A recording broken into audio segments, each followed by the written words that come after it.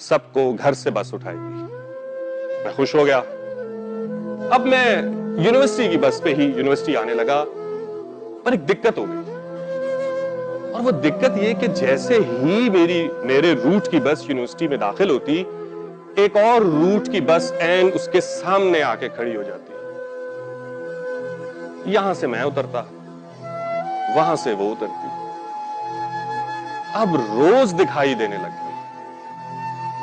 اب روز تو دل بے چین لے کے آپ نہیں پھر سکتے, اب تو کہنا ہی پڑے گا, پر وقت گزر چکا ہے. پھر ایک دوست نے ہمت دلائی, اس نے کہا کون سی مل جانی ہے, بتا تو دے.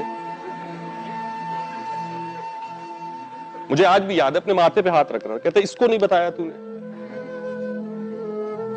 سو ایک دن میں ہمت کر کے چلا گیا, میں نے اس کو بتایا, میں نے کہا اگر تمہیں یاد ہو میں آیا کرتا تھا, پڑھتا تھا, تو مجھے اچھی لگتی ہے.